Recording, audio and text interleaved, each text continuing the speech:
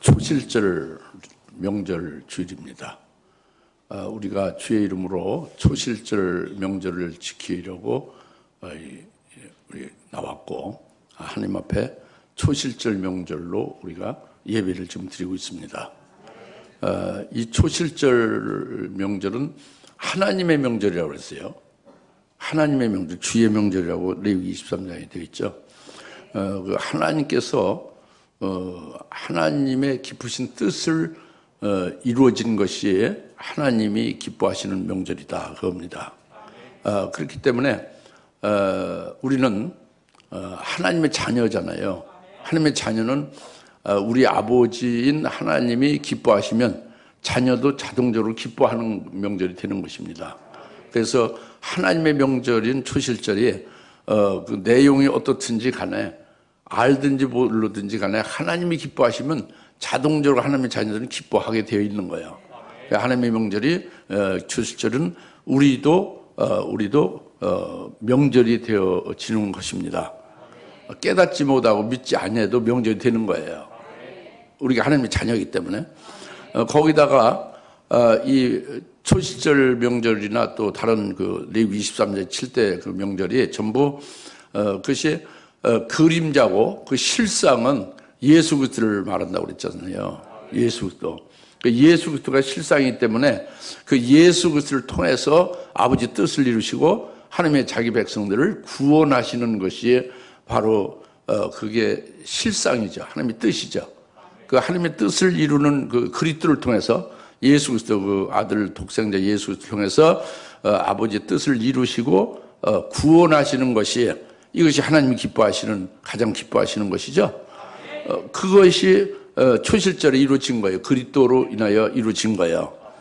그리스도로 인하여 구원이 우리에게 이루어진 겁니다. 그렇기 때문에 우리는 더더욱 이 초실절 명절이 우리의 명절이 되는 것입니다. 왜 그러냐? 하나님이 예수 그리스도를 통해서 그 하나님의 뜻을 이루신 그 하나님의 기쁘신 명절이 되어지면 그 구원이 그리스도를 통해서 이루신 구원이 바로 우리들에게 직접 있게 된 거잖아요. 구원이 우리들에게 해당되잖아요. 구원 받은 자가 되잖아요. 그러니까 그 구원 받은 우리는 더욱더 기뻐할 수뿐이 없게 되죠. 초실절 명절이에요. 지금 제가 말씀드린 것이 초실절이 하나님의 명절이라는 것, 그리고 하나님의 자녀고 하나님의 백성이라면 우리가 당연히 기뻐하는 주님의 명절이 우리의 명절이 되어야 된다는 것. 거기다가 그 명절이 그 그림자고 실상은 그리스도로 이루신 하나님의 백성들에게 그 구원을 말하는 것이니 초실절에 이 구원이 이루어진 것이 우리들에게 친히 해당되고 있으니 이 얼마나 기쁜 일이냐, 기쁜 명절이냐 이것입니다. 그래서 오늘 초실절 명절을 주일로 우리가 하나님 앞에 드리는 거예요. 그 근거는 레위기 23장 9절부터 11절 말씀에 의거하여 우리가 하나님 앞에 예배를 드리는 것입니다. 이것이 분명한 겁니다. 따라서 오늘을 일반 교회에서 부활절이라고 해요. 부활절 명절로 그 많이들 지키고 있죠. 그런데 성경에 부활절 명절은 없어요. 부활절 명절이라는 게 없습니다. 아예. 그리고 부활절 명절도 없기 때문에 부활절 명절을 지키라는 것도 없어요. 성경에. 성경에 없는 부활절 명절을 무엇을 근거해서 지킵니까? 우리는 아버지께 영과 진리로 예배드리는 자를 아버지께서 기쁘게 받으신다고 그랬잖아요. 하나님이 하시는 말씀, 그 진리에 의하여 또 성령으로 하시는 그 말씀, 성령에 의하여 영과 진리로 하나님 앞에 예배드려야 되죠. 그러니까 초실절로 오늘 레위기 23장 9절 11절 말씀하신 그 말씀에 우리는 진리예요. 그 말씀에 근거하여 하나님 앞에 예배드리는 것입니다. 그러니까 여러분들이 이 많은 세상의 TV나 이 세상의 그 광장이나 또는 여러 그 교회에서 부활절 명절을 지키자. 이스터데이는 이스터 신과 관계되는 거예요. 이방신 이스터 신을 섬기는 것과 관계되는 것입니다. 그 이스터데이를 우리는 그 오늘 그렇게 아는 게 아니에요. 우리는 이스터데이 부활절을 관계가 없습니다. 우리는 초실절, 하나님의 말씀에 의한 초실절과 관계되고 초실절을 지킨 자들이고 이것을 믿고 지킨 자들이 똘똘하게 하나님의 말씀 안에서 비단해서 우리가 이 세상을 보고 세상에 있는 교회를 보고 그 잘못된 어둠에서 빛을 나올 수 있도록 이끌어줘야 될 줄 믿습니다. 이것이 하나님의 사람이 하나님의 말씀의 사람들이고 진리의 사람들이죠. 그죠? 오늘 무슨 주일이라고요? 오늘 이스터데이는 부활절이 아닙니다. 부활절 명절은 성경이 없고 성경이 없기 때문에 부활절 명절을 지키라는 것도 없어요. 근데 초실절이 오늘입니다. 초실절이 오늘이에요. 오늘 본문의 말씀에 의해서 초실절이 오늘입니다. 그래서 초실절에 이렇게 하나님 앞에 제사를 드리라는 것은 오늘 안에 예수 안에서 예배 드리는 것이죠. 예배를 오늘 드리는 것이죠. 예. 잘 아시겠습니까? 예, 그래서 오늘 이제 하나님 앞에 이 초실절이 얼마나 하나님이 기뻐하시는 명절인가를 깨닫는 거예요. 그것이 예수 그리스도를 통해서 하나님의 뜻이 어떻게 이루어졌는가를 깨닫는 거예요. 깨닫고 믿고 그리고 믿고 확신하면서 소망하고 그러니까 우리의 심령이 역시 하나님과 같이 기쁨의 명절이 될 수뿐이 없게 되는 것입니다. 먼저 말씀을 드리면 레위기 23장의 9절부터 11절 말씀을 봉독을 해드렸는데 그것이 10절 이스라엘 자손에게 고하여 그들에게 말하라 너희는 내가 너희에게 주는 땅에 들어가서 거기서 수확을 거두라. 수확을 거두면 너희는 그 수확의 첫 열매들의 단을 제사장에게 가져올지라. 수확을 거두라. 그러면 수확을 거두게 되면 그 수확의 첫 열매들의 그 단을 곡식단을 제사장에게 가져오라. 그리고 11절에 그러면 그가 그 주 앞에서 그 단을 너희를 위하여 받아들여지도록 흔들지니 안식일 후 다음 날에 제사장은 그것을 흔들지라. 제사장에게 그 수확의 첫 열매 곡식을 가져오면 제사장이 그걸 받아서 하나님 앞에서 그걸 흔들라는 거예요. 흔들라. 언제? 안식 후 첫날에. 안식 후 첫날에 흔들라고 합니다. 근데 여기 지금 안식 후 첫날이라고 그랬죠? 이 안식 후 첫날은 그 레위기 23장의 5절에 6월절이 나오잖아요. 우리가 그제 금요일에 6월절을 지켰잖아요. 그 6월절 다음에 그러니까 6월절 다음에 있는 안식일이고 그 무교절이 되는 거예요. 그 안식 후 첫날이 본문 11절에 초실절입니다. 안식 후 첫날. 그 니산월 14일 그러니까 정월 그걸 첫 달로 여기니까 정월 14일이에요. 히브리 달력으로 우리 쓰는 달력이 아니라 히브리 이스라엘 달력으로 정월 14일 니산월 14일이 그것이 6월절이고 6월절 다음에 안식일 이튿날이 초실절이라고 해요. 곡식의 첫 열매의 단을 이 초실절에 하나님 앞에 흔들어 제사를 드리라 그겁니다. 그것이 바로 오늘 새벽에 오늘이 초실절이에요. 6월절 다음 안식일 지난 이튿날이 오늘이라는 말이죠. 이 짝이 레위기 23장 9절부터 11절에 이 초실절의 짝이 바로 마태복음 28장 1절입니다. 마태복음 28장 1절이 레위기 23장 10절 11절 초실절에 그 말한 그 날짜에 그 같은 짝이에요. 똑같다고 합니다. 그것이 마태복음 28장 1절에 안식일이 끝날 무렵 그것은 안식일은 바로 전에 6월절로 예수님 6월절 양으로 죽임을 당하셨죠.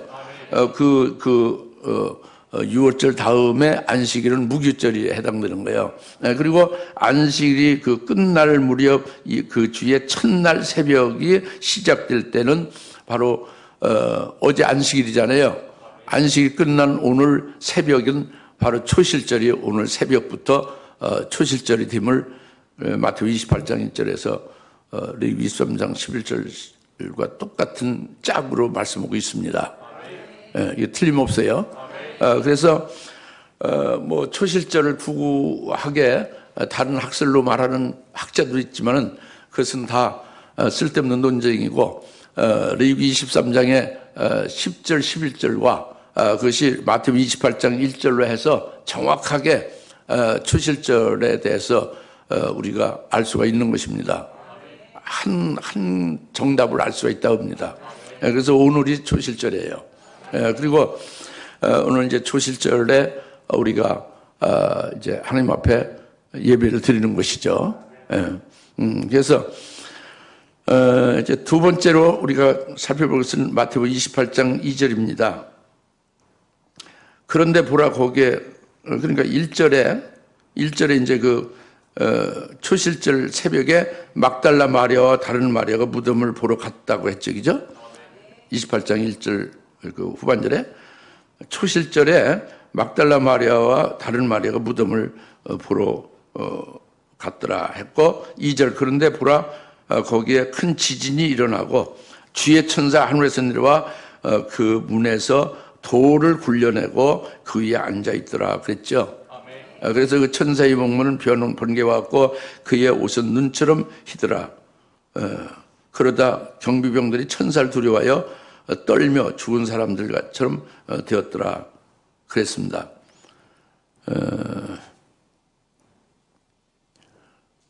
주님이 6월절, 어제 그저께 6월절에 십자가에 분명히 죽임을 당하셨죠.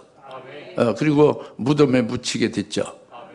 근데 그 마태복음 27장 66절 보면 28장 1절 바로 전에 그 27장 66절에 보면은 그러므로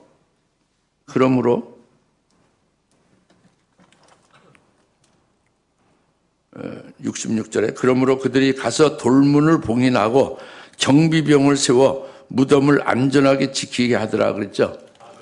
예수님의 시체를 무덤에 묻은 후에 그 문을 큰 돌로다가 그 무덤 문을 막아버렸어요. 그리고 봉인을 했습니다. 누구도 들어갈 수 없도록 그 돌을 만지지 못하도록 봉인을 한 거죠. 그랬는데 28장 이제 초실절에 두 여인이 지금 예수님 시체를 보러 무덤에 갔잖아요. 근데 무슨 일이 생기느냐, 무덤에 2절에 큰 지진이 생긴 거예요. 큰 지진이. 무덤에 큰 지진이 생겼습니다. 돌로다가 무덤 문을 꽉 봉인하고 그 경비병들로 삼엄하게 지키게 한 무덤이 큰 지진이 난 거예요. 무덤에, 예수님 그 묻은 무덤에 큰 지진이 난 겁니다. 큰 지진이 나가지고, 지진이 나면 흔들리잖아요. 흔들리죠?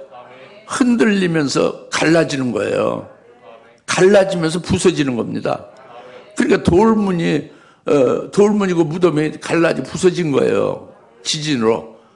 그리고 이 돌문이 이제 옮겨진 거예요. 굴러갔다고 했죠? 원자리로 이제 굴러가서 이제 다른 그 무덤 문을 막았던 데서 다른 데로 옮겨진 거예요. 천사가 후에 있잖아요. 이런 일이 벌어진 것입니다. 이것이 참 중요해요. 초실절에 이루어진 큰 지진이 났다는 게 중요한 겁니다. 아까 초실절에 레위기 23장 11절 12절에 10절 11절에 뭐라고 했어요? 제사장이 하나님 앞에서 어떻게 드리라고 했어요? 흔들어서 하나님께 연락되도록 드리라고 했죠. 흔들어 드리는 것과 무덤이 지진이 나는 것과 같은 맥이에요. 연관이 있는 거예요. 영적 의미가 있는 거죠. 그러니까 성경에 지진이 나는 것을 그냥 지진이 나는 게 아니에요. 그냥 무슨 어떤 자연 현상에서 지진이 나는 게 아니라 성경에서는 하나님이 행동하시는 계시가 성경에 지진으로 나오는 걸로 그렇게 계시하고 있어요. 하나님의 행동하시는 계시예요. 그러니까 하나님이 임재할 때도 큰 지진하죠.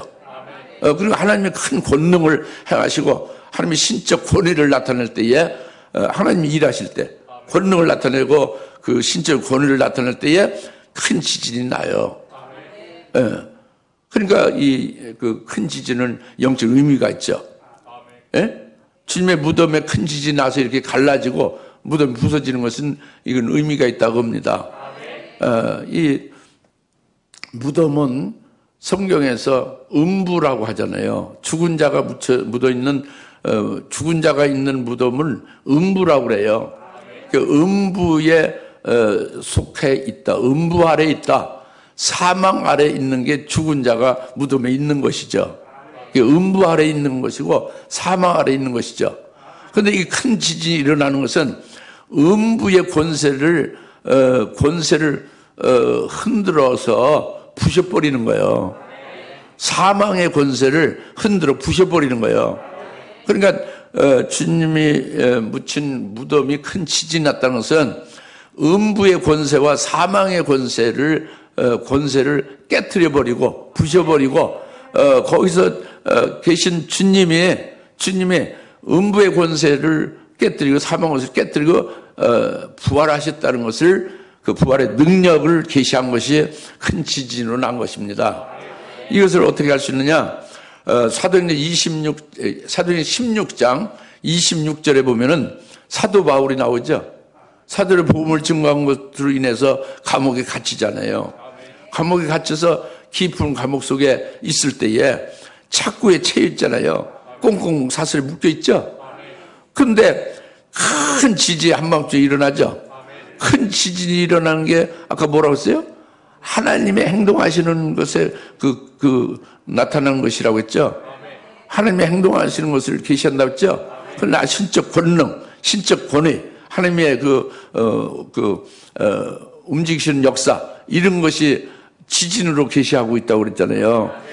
바로 사도 바울이 쇠사슬에 묶여있고 착구에 발이 묶여있는데 큰 지진이 나가지고 사도 바울의 쇠사슬이 풀려버린 거예요. 착구가 벗겨진 거예요. 그 감옥에 그냥 첩첩의 감옥 아주 가장 깊은 곳에 있었던 사도 바울인데 감옥 문이 절절절 다 저절로 다 열려버린 거예요. 큰 지진이 나가지고. 그래서 사도 바울이 자유롭게 됐습니다.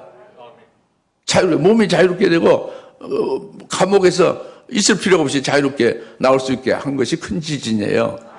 그래서 예수님이 묻힌 무덤이 큰 지진이 났다는 건 뭐를 말하는 거예요? 아까 말씀드린 대로 무덤이 음부를 상징하잖아요. 음부의 권세는 열매 맺지 못하게 해서 죽은 몸 되게 하는 게 음부의 권세잖아요. 사망에서 죽이는 거잖아요. 사망의 권세와 음부의 권세에서 벗어난 것이다. 큰 지진으로 인해서 예수님이 그 사망 권세를 깨뜨리신 거다. 음부의 권세를 깨뜨리신 거다. 이거죠. 그러니까 하나님의 자녀들로 하여금 열매 맺지 못한 죽음 가운데 있던 그것들을 예수님 대신 무덤에서 묻혔다가 그 음부의 권세를 깨뜨리고 일어나셨다는 거죠. 그 예수를 믿으면 음부의 권세를 있을 필요가 없는 거예요. 그리고 우리는 죽음이라는 것을 늘 두려워하는 인생들이잖아요. 근데 이 죽음을 한번 죽으면 끝난 것을 아는데 죽으셨던 예수님이 다시 살아나시는 것이 그것이 큰 지진이 주님이 묻혀있는 무덤에서 일어난 것을 통해서 주님이 살아나신 부활의 권능, 부활의 능력을 계시한 거다고 합니다.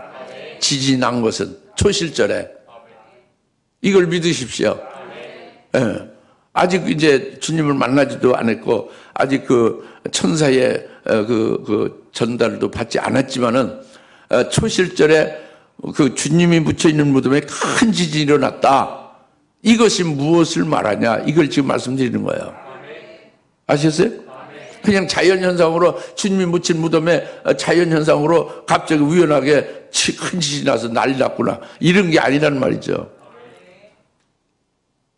하나님이 하신 거다, 그죠? 하나님의 신적 권능이 역사된 거예요. 주님이 부활하신 것을 가리킨다고 합니다. 할렐루야. 이 큰 지진이 난 것을 깨달을 수 있죠? 그 다음에 돌문이 무덤을 딱 막고 봉하고 있는 돌문이 옮겨졌다고 그랬잖아요. 돌로 문을 막았던 그 돌덩어리가 옮겨졌다고 그랬잖아요. 이것도 큰 의미가 있습니다. 이것은 뭐냐면 율법을 돌로 상징한 거예요. 율법, 하나님이 주신, 이스라엘 백성이 주신 법이 율법이잖아요. 오늘 우리에게 하나님이 십계명도 주고 이렇게 구약의 모세오경 같은 율법을 줬죠. 하나님이 주신 이 율법, 하나님이 주신 이 계명이 돌로 상징한 겁니다. 그런데 이 돌이 그 무덤을 확 막는 돌이 된 것은 율법을 정죄의 돌로 삼은 거예요. 그 받은 사람들이, 유대인들이 하나님이 주신 그 법을 사람을 정죄하는 법으로 삼았단 말이에요. 그래서 사람을 정죄해서 죽이는 율법이 되고 있으니 이것이 이 돌문으로 무덤을 막아서 사람이 죽어 묻히게 된 것 같다고 합니다. 율법으로 정죄하여 죽이는 돌이 된 것이 무덤을 막고 있는 돌문이에요. 그런데 이 돌문이 옮겨졌잖아요. 옮겨졌죠? 그건 예수님이 이제 6월절에 죽임을 당하시고 지금 묻혔잖아요. 근데 큰 지진으로 인해서 예수님이 하나님의 권능으로 부활시킨 거잖아요. 하나님의 부활의 능력을 계시한 게 큰 지진이라고 그랬죠. 하나님이 살려주셨죠. 예수님을 부활시켰죠. 부활하신 예수님이 자기의 구세주가 되고 자기의 예수님이 되신다고 믿으면 예수님이 6월절에 죽임 당하신 것이 나의 주님이다. 내 주님이 나를 위해서 6월절 양으로 희생됐다는 걸 믿으면 그분이 죽어서 그냥 무덤에 계속 있는 것이 아니라 그분이 살아나셨다. 큰 지진을 통해서 알 수가 있다.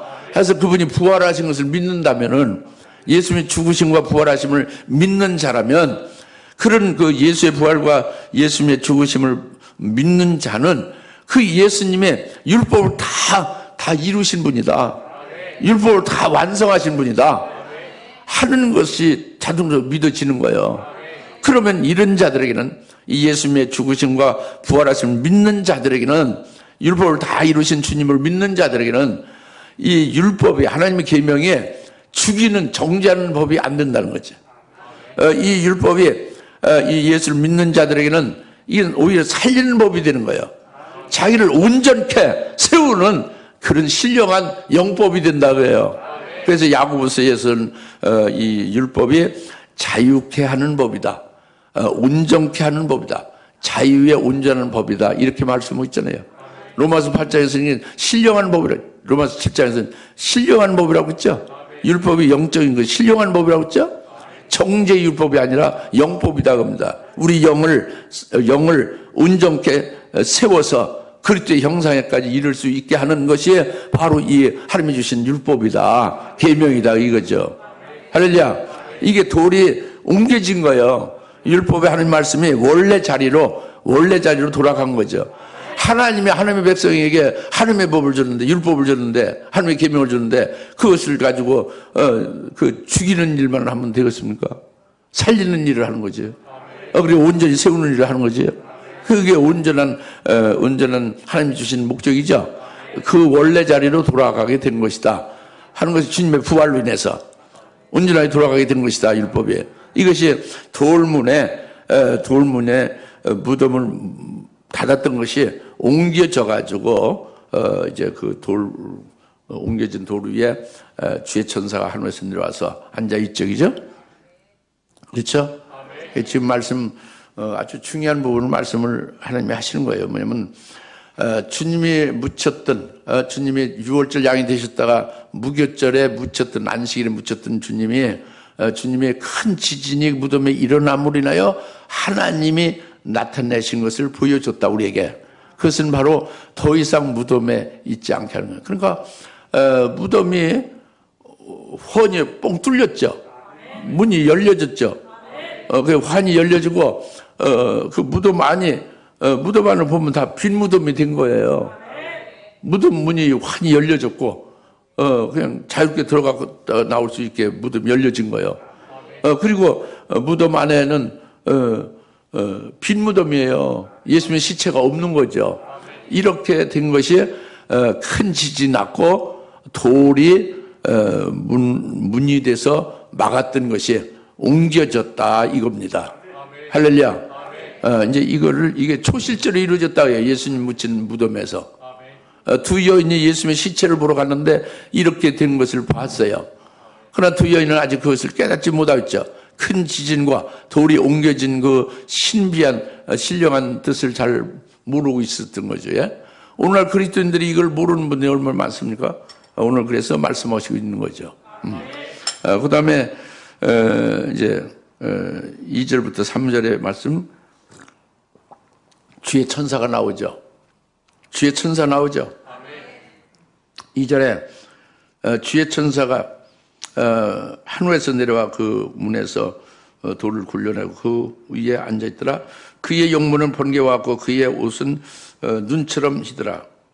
그러자 경비병들이 그 천사를 두려워하여 떨며 죽은 사람들 같이 되었더라 그랬죠. 주의 천사가 지금 여기 와 있지 않습니까? 무덤에. 예? 무덤 앞에 있죠. 하늘에서 내려온 주의 천사가 있죠. 그 주의 천사가 최초로 지금 그 여인에게 두 여인에게 말하잖아요. 5절에 너희는 두려워 말라. 너희가 십자가에 못 박히신 예수를 찾는 줄 내가 아노라. 그 분은 여기에 계시지 않고 말씀하셨던 대로 살아나셨느니라. 와서 주께서 누우셨던 자를 보라. 속히 가서 주의 제자들에게 주께서 죽은 자들로부터 살아나셨다고 말하라. 보라, 주께서 너희보다 먼저 갈릴리로 가시나니 거기서 너희가 주를 뵙게 되리라. 보라, 내가 너희에게 말하였느니라고 하니. 그랬죠? 주의 천사가 최초로 주님이 죽은 자 가운데서 살아나셨다, 부활하셨다는 것을 알려주잖아요. 이게 상당히 중요해요. 두 여인이 스스로 깨달은 것도 아니고 부활하신 주님 만나본 것도 아니고 무덤에는 아무것도 없고 무덤은 휑하게 열려있고, 근데 주의 천사가 알려주잖아요. 이 주의 천사가 최초로 주님이 죽어 있는 게 아니고 시체에서 살아나셨다, 이걸 알려주는 것이 굉장히 중요하다고요. 안 그렇습니까? 여러분이 두 여인이라고 하면은 얼마나 답답한 일이에요. 그 큰 일이 벌어지잖아요. 지진하고 난리 났잖아요. 이 시체를 누가, 어땠네, 시체가 이게 어떻게 또 박살났나, 여러 가지 궁금하고, 걱정되고 두렵고 그러잖아요. 그죠? 근데 그 주님이, 시체를 찾으러 온 그들에게 그 시체로 계신 주님이 아니고 살아났다고 알려주는 게 얼마나 중요해요. 그게 주의 천사가 알려줬다고 해요. 그냥 이렇게 이성으로 듣지 마시고 믿음으로 이 말씀을 믿음으로 받으세요. 얼마나 중요하겠어요. 이 기쁜 소식이라는 게 복음이거든. 이보다 더 기쁨이 어디 있겠습니까?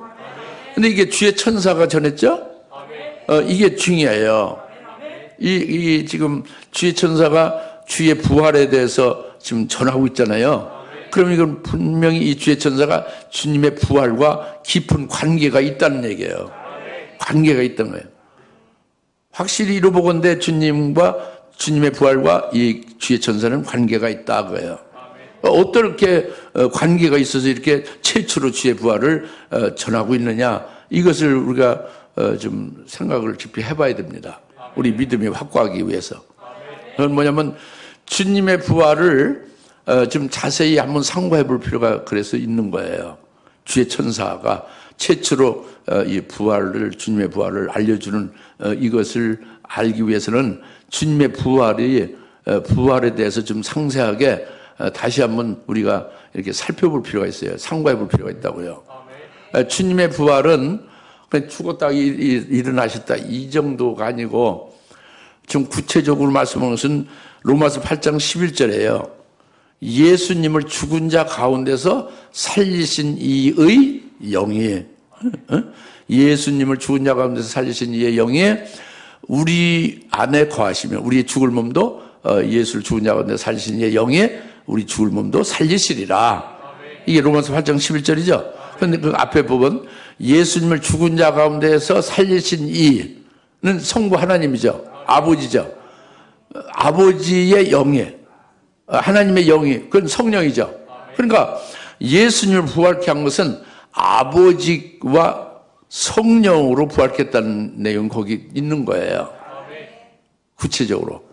즉 예수님을 죽은 자 가운데 살리신 이는 즉 하나님 아버지는 아버지 하나님께서 아들을 이 땅에 보내신 것이고 유월절로 희생시킨 거예요. 유월절 양으로. 그 아버지 뜻이고 아버지 주권대로 된 거예요. 그리고 그 아들을 장사 지낸 받은 아들을 살려서 부활시키는 것도 아버지 뜻이에요.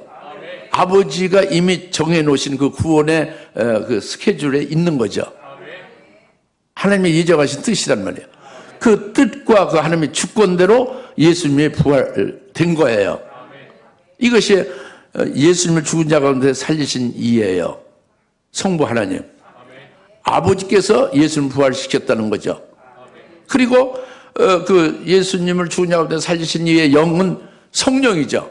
성령이 또 아버지께서 아버지의 뜻과 예수님을 부활시키실 아버지의 뜻과 아버지의 주권에 의하여 예수님을 부활시키신 것이고 그 부활은 성령으로 또 부활하는 그러니까 사역을 감당했다고 해요. 성령으로. 그러니까 예수님이 혈육의 몸이 이제 신령한 몸으로 영광된 몸으로 이렇게 변화됐잖아요. 예수님을 변화시키는 것이 부활이잖아요. 이 변화시키는 그 사역을 아버지가 통째로 한 게 아니라 예수님을 죽은 자 가운데 살리신 이의 영이 그 신령한 몸으로 부활체로 변화시켰다고 합니다. 성령이 부활케 한 사역을 친히 담당하신 거예요. 그것은 이 천지 창조도 마찬가지로 창조할 때도 아버지의 뜻 안에서 창조를 했죠. 그러나 말씀이 임하죠. 뭐가 있으라 하고 임하죠. 그때 성령이 이제 그 직접 창조하는 만드는 일을 하시는 거예요. 그 아버지와 아들과 성령 삼위체 하나님이 전부 똑같이 동일하게 그 일을 공동으로 수행하시는 거예요. 사역 내용만 달랐지. 아시겠습니까? 예수님의 부활도 그렇단 말이에요. 예수님 부활은 성자 하나님이 부활하신 거잖아요. 아버지께서 부활에 친히 전체적인 걸 관여하신 거고 실제로 그 부활체로서 변화시킨 것은 성령이 하시는 것이고 믿습니까? 그것을 로마서 8장 11절에 말씀하고 있는 거예요. 그런데 여기에 성령이 예수님을 신령한 몸으로 부활체로 부활시키고 변화시키는 그 사역을 하는 그때에 그 일에 말단적으로 쓰여진 것이 주의 천사예요. 천사가 쓰임 받는 거죠. 성령은 하나님이잖아요. 아버지도 하나님이잖아요. 성령이 예수님을 부활시키는 사역을 하실 때에 쓰여지는 말단적인 그 행위자 도구가 필요하죠. 그 도구가 주의 천사란 말이에요. 그 주의 천사가 주님의 부활을 시키는 성령이 하시는 역사에 쓰여진 피조물입니다. 믿습니까? 그래서 주의 천사가 주님의 부활하심에 대해서 얼마나 잘 알겠어요. 직접 관여했잖아요. 직접 쓰여졌잖아요. 그럼 잘 알죠. 처음부터 끝까지 잘 알죠. 부활에 관한 한. 그죠? 그러니까 그 주님의 부활을 최초로 그걸 전하고 알려주게 된 거예요. 하늘에서 내려온 주의 천사가 두 여인에게 너희가 지금 왜 왔는가 무덤에 왔는가 안다. 그것은 무덤에 그 십자가에 처형됐던 예수님의 시체를 보러 온 거 아니냐. 그러나 그 예수님은 그가 하신 말씀 그대로 그 평상시에 말씀하시던 대로 부활하신다고 예수님 예언했죠. 그 말씀하시는 살아나시느니라. 와서 그 누운 자리를 봐라. 없지 않느냐. 살아나시다. 이제 갈릴리로 너희보다 먼저 가셨으니 갈릴리로 너희 제자들에게 가서 형제들에게 가서 갈릴리로 가서 부활하신 예수를 만나라고 하라. 이렇게 전하라고 그랬잖아요. 이것이 바로 주의 천사가 주님이 부활하신 것에 대해서 그냥 누구한테 전해 듣고 그냥 이렇게 살짝 한번 보고 이렇게 말하는 게 아니라 깊이 연관돼 있다고 합니다. 아버지와 성령으로 예수를 부활시키는 일에 깊이 거기에 관여해서 알고 있는 그 천사가 부활에 대해서 최초로 이렇게 전하고 알려주게 된 것이다. 두 여인이 그래서 주님의 부활을 비로소 알게 된 거예요. 주의 천사를 통해서. 그리고 그것이 이어져서 우리까지 된 거죠. 주의 천사를 통해서 두 여인에게 또 제자들에게 우리에게 쭉 전해져 오는 거죠. 성령의 기록이 돼서. 그래서 지금 하늘에서 내려온 하늘에서 내려온 그 주의 천사, 그가 주님이 부활하신 것을 최초로 전하고 있는 것이, 그것이 바로 어떤 존재며 어찌 그렇게 됐을까?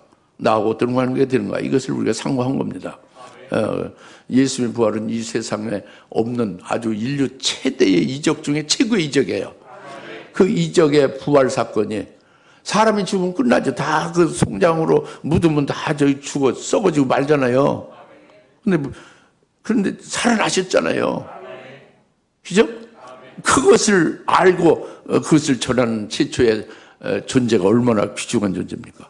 그래서 두 여인이 위로를 받고 기쁨을 갖고 그 형제들이 다 그렇게 알게 되고 우리까지 이어지게 되잖아요. 할렐루야. 이제 이것을 우리가 상고했습니다. 그래서 주님이 이렇게 이제 부활을 하시게 되는데, 근데 여기서 이제 중요한 것은 주님의 부활하셨는데 부활의 그 주님의 모습이 과연 어떠냐고요. 주님의 부활의 모습이. 주님의 부활의 모습이 어떠냐고 합니다. 이제 그것이 이제 우리가 초실절에 주님이 부활하신 거예요. 확실하게 부활했어요. 큰 지진이 났고 돌이 옮겨졌죠. 확실히 부활의 능력으로 나타나는 것이 확실하죠. 이제 그 천사가, 주의 천사가 아주 그걸 확실히 알려주잖아요. 알려주고 가서 확인하니까 또 예수님 진짜 없고. 그래서 두 여인도 확실히 알고 우리도 믿을 수가 있는 거예요. 주님의 부활을 믿을 수가 있는 겁니다. 이 말씀을, 마태복음 28 1절부터 10절까지 말씀을 통해서 우리를 믿게 한 거예요. 그래서 우리가 믿는 거죠. 그런데 그러면 이 주님이 어떤 모습으로 부활했는가, 이게 중요하잖아요. 그렇죠? 근데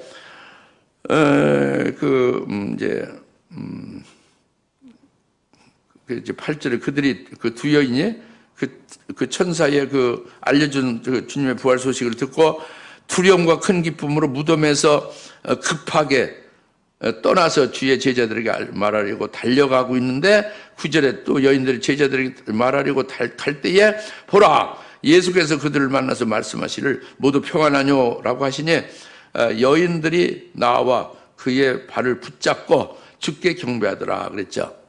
그러니까 주님이 두려워 말라, 가서 나의 형제들에게 갈리로 가라고 말하라. 그리하면 그들이 거기서 나를 보리라 그랬죠. 여기서 중요한 것이요, 한번 따라하세요. 부활하신 주님을 만나고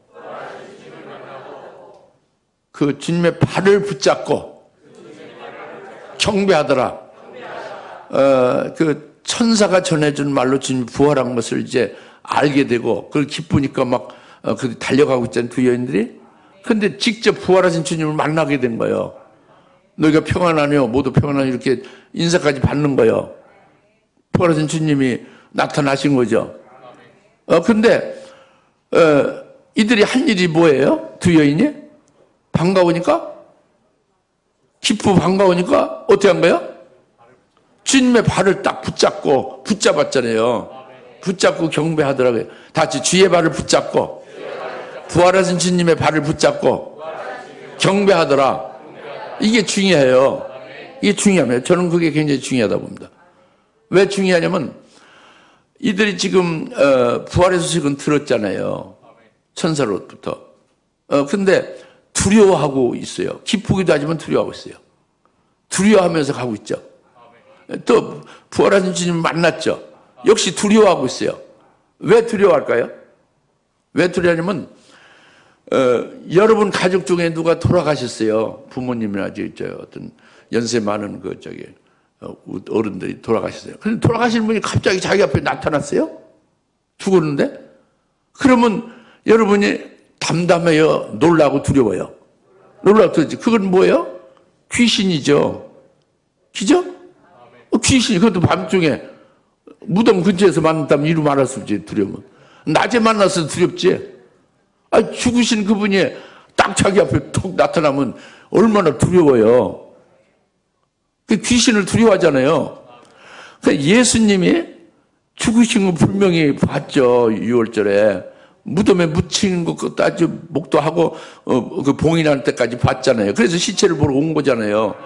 근데 뚝 나타났어요. 예수님이, 죽은 예수님이 나타났으면 예수님이 영으로 현현한 것이 아닌가. 영으로, 귀신과 같이 영으로 현현한 게 아닌가, 영으로 나타난 거 아닌가 생각이 들 수 있죠. 두려운 거예요. 근데 그 주님이 나타났을 때 발을 붙잡았잖아요. 발을 붙잡은 것은 몸이 있으니까 발이 있지. 몸통이 있으니까 발이 있죠. 그러니까 주님의 몸이란 말이에요. 영이, 귀신과 같은 영으로, 환상이 아니고 영으로만 현현한, 영으로 나타나는 것이 아니라 몸으로, 부활하신 몸으로 나타났다고요. 발을 붙잡았다는 것은 몸이 있다는 거죠. 그 신령한 몸으로, 영화로운 몸으로 그렇게 바뀌어서 나타났다는 것을 말하고 있습니다. 할렐루야. 이것이 중요해요. 그래서 주님의 부활은 그냥 영적인 부활이다, 그것이 아닙니다. 실제로 몸이 변화된 몸을 받으신 거예요. 그러니까 고린도전서 15장 42절에 죽은 자의 부활도 이와 같다.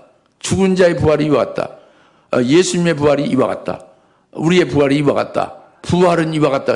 죽은 자의 부활은 이와 같다. 어떠냐?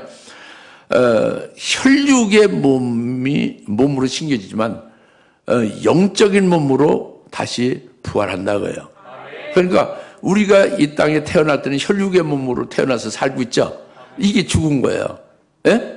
근데 부활은 이런 몸이 아닌, 이 혈육의 몸은 우주 안에 있는 몸이에요. 물질이에요. 물질이죠.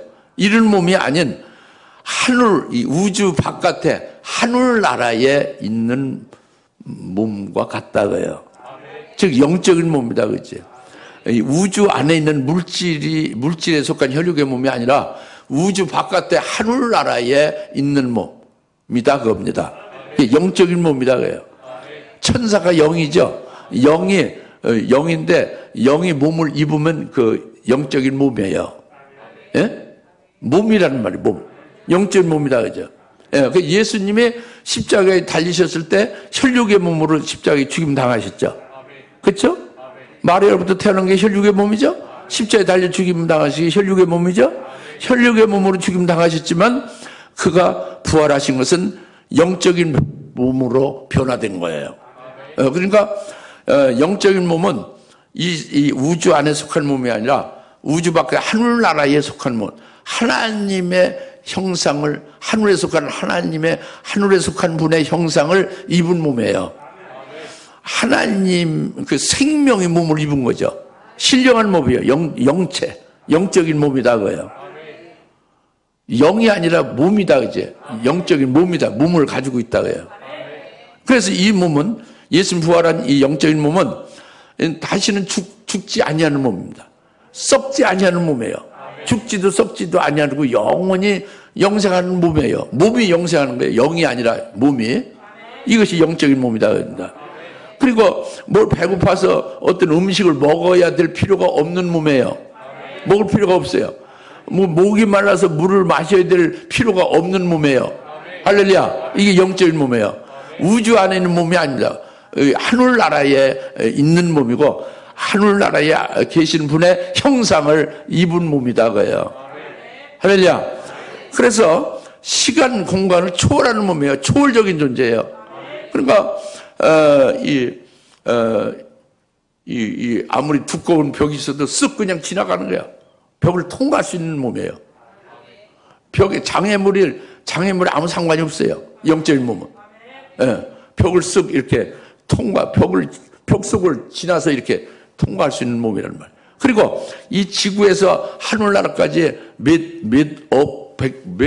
몇백억 광년이 걸리죠. 예? 아인슈타인은 그 반지름으로서 150광년이라고 했죠. 빛의 속도로 재면 150광년에서 그러니까 2배로 따지면 300억 광년이 든다는 것인데 그거보다 더 들 수도 있는 거예요. 그 아인슈타인 계시언이 좀 뭐 정확할지 아닐지 모르지만 여하튼 굉장히 먼 거죠. 이 지구에서 하늘나라가 굉장히 멀어요. 그건 알죠? 가까워요, 멀어요? 굉장히 멀어요. 빛의 속도가 얼마나 빨라요. 그것이 1년이고 1광년인데 150억 광년. 그것이 반 지름에서 가는 거예요. 그러니까 온전히 하면 더 많이 걸리죠. 그래서 이렇게 몇백억 광년이 드는 그 거리를 순간에 가는 거예요. 영적인 몸은, 부활체는. 순간에 하늘에서 이 땅에 오는 거예요. 1초도 안 걸리는 거예요. 생각보다 더 빠르지. 할렐루야. 몇백억 광년을. 그러니까 시간 공간을 초월하는 거죠. 이게 예수님의 부활하신 영적인 몸입니다. 이렇게 죽은 자의 부활은 이와 같다. 몸이 이와 같이 되신 거예요. 그렇게 해서 주님이 부활하신 신령한 몸으로 딱 두 여인에게 나타났을 때에 발부터 확 붙잡고 막 기뻐가지고 경배했다고 그랬잖아요. 그러니까 주님이 그냥 영으로만 나타나신 게 아니고 환영이나 환상이 아니란 말이에요. 직접 신령한 몸으로 부활한 몸으로 직접 확인이 되는 거죠. 그래서 발로 붙잡은 거예요. 믿읍시다. 그런데 이 주님이 그러니까 두려움이 없어지죠. 영으로는 귀신이 아니고 영으로 현현한 게 아니란 말이에요. 에? 두려움이 없어요. 지금까지 두려웠다가 그래 주님이 두려워하지 말라는 거죠. 평안하라. 두려워하지 말라. 더더구나 자기들을 구원하시고 자기들이 목자가 되고 자기들의 주인이 되는 게 예수님이잖아요. 두 여인이나 제자들이에요. 오늘 우리들의 주인이 예수님이 아니에요? 우리를 구원한 구주가 예수님이고 나의 목자가 예수님이라는 거 믿죠? 그럼 그 예수님이 십자가에 죽으셨던 예수님임을 믿고 있고 그런데 유월절 양으로 죽으셨다가 묻혀졌는데 그분이 다시 살아나신 분이 나의 구주고 나의 목자고 나와 함께 하시는 분이 됐다고요. 그러니까 죽으시고 끝났어도 그들의 목자로서 우리를 위해서 죽으셨다 이렇게까지 믿었던 두 여인인데 이제 그분이 살아나셨단 말이에요. 살아나셨으니까 자기들의 구주고 자기들의 주인은 늘 계신 분이잖아요. 근데 그분이 살아나신 분이니까 부활하신 주님이 자기의 주인이 되고 자기의 구주로 자기의 목자가 되니 이 두 여인들은 얼마나 두려워할 이유가 얼마나 기쁘고 아주 평안이죠. 우리들도 그렇죠. 제자들 우리들 똑같죠. 우리의 주님이 무덤에 묻힌 주님이 아니라니까. 십자에 달린 주님이 아니라 십자에 달려서 우리의 구원을 이루셨고 무덤에 묻혀서 우리의 구원을 이루셨고 이제는 다시 살아나신 주님이 우리의 주님이다고요. 그래서 영원히 우리의 목자가 돼서 우리와 함께 하신다고 그러지? 우리와 늘 함께 하시는 세상 끝날까지. 그러니까 얼마나 우리가 두려워할 필요가 없죠. 무서워할 필요가 없죠. 평안이죠. 이것이 초실제로 이루어진 거예요. 그러니까 우리의 명절이 아니냐 겁니다. 할렐루야. 그래서 이 주님께서 그 두 여인에게 뭐라고 했어요? 전하라고 그랬잖아요. 10절에 두려워 말라 가서 나의 형제들에게 갈릴리로 가라고 말하라. 그리하면 그들이 거기서 나를 보리라 그랬죠.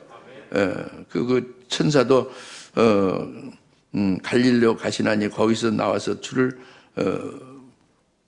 뵙게 되라. 내가 너에게 말한다. 그러니까 너희 형제들 가서 전하라 겁니다. 예? 가서 나의 형제들에게 갈릴리로 가라고 말하라고 해요. 천사로 전한 말이나 예수님 직접 부활하신 예수님 나타나셔서 두 여인에게 말한 것이 가서 전하라는 거예요. 갈릴리에서 다시 만나자는 약속을 주시고 얼마나 소망이 됩니까? 살아나셨으니 죽으신 분이 아니라 살아나셨다면 죽었다가 살아나셨으니 살아계셔 우리의 목자로서 늘 계시는 분이 되고 또 만나자 약속을 하고 얼마나 소망이 돼요. 그죠? 그리고 그 살아나신 그 주님이 이제 가서 나의 형제에게 말하라고 그랬잖아요. 전하라고 그랬죠. 직접 부활하신 주님 목도 했잖아요. 직접 이제 이렇게 발을 만져보고 경배하고 이제 확실히 체험했죠. 체험한 그들에게 가서 다른 사람에게 전하라는 거예요. 다른 제자에게 전하라는 거죠.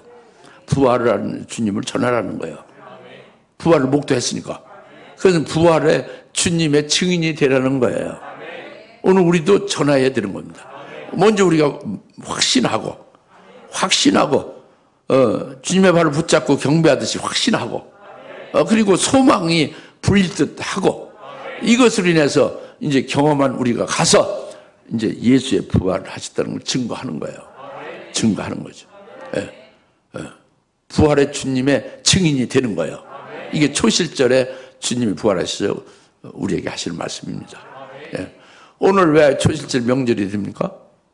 결론은 바로 초실절에 주님이 초실절에 딱 부활의 초실이 된 거예요. 부활의 초실이 된 주님이 우리와 함께 하시는 거죠. 그리고 우리도 주님과 같이 부활의 그런 신령함을 있게 될 것을 우리에게 주신 거예요. 그러니 그 소망이 얼마나 큽니까? 이것이 명절이라고 합니다. 주님의 명절이고 우리의 명절이다. 이게 우리에게 오늘 초실절 주신 것입니다. 다시 기도하십시오. 할렐루야. 하나님 아버지 참 감사합니다. 오늘 초실절 명절에 주님께서 마태복음 28장 1절부터 10절의 말씀을 통해서 레위기 23장의 말씀을 통해서 확실하게 다시 깨닫게 하시며 다시 이제 은혜를 이제 또 받게 하셔서 부활의 증인으로 증거할 수 있는 자리까지 세워주시는 믿습니다. 이제 초실절의 명절 우리의 심령에 아주 기쁜 명절이 되게 하시면 믿습니다. 감사하며 예수님의 이름으로 기도합니다. 아멘. 이제는 속히 오실 부활의 초실이 되신 예수 그리스도의 은혜와 하나님 아버지의 극진하신 사랑하심과 성령님의 감동 내주셔서 충만하심에 오늘 하나님 앞에 이 명절에 영광 돌리며 기뻐하는 모든 힘에 사는 권속들 머리 위에 지금으로부터 영원토록 함께 계실지어다. 아멘.